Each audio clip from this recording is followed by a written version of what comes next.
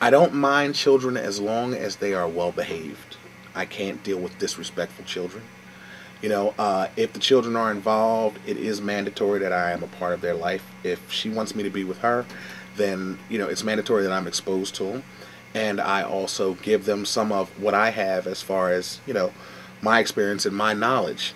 Hopefully, the father is involved in their lives also. I don't want to be their father, but I do want to be someone who can help guide them, because if I'm in their mother's life, then it's a package deal, and I accept the package wholeheartedly. At this point and at this age in my life, it's almost impossible to not date a woman that has children. So it exists. It's a factor that I have to take into consideration. Does it matter the number of children that she has? Yes. What's the cutoff number? Anything more than 3 is probably going to put a strain on our ability to date.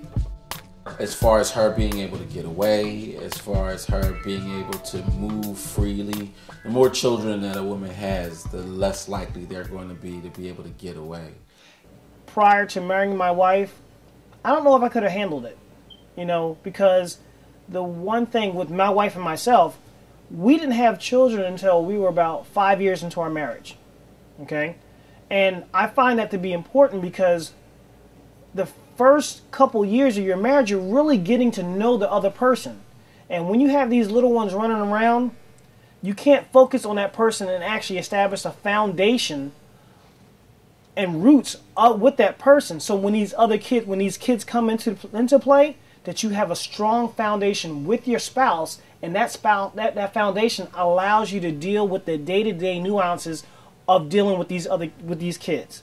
So when you jump into a situation where kids are involved right away, the focus isn't on a one-on-one. And that may sound selfish, but that's very important, because that foundation will determine the decisions and the direction that family will go. And if that foundation's not there, it's bound to crumble and fall.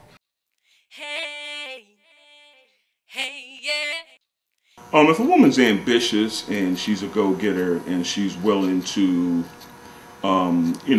attempt to go to the next level, then I think that education doesn't necessarily have to be a big deal. I think that, I think I have a pretty solid educational background, but that doesn't mean that my woman has to.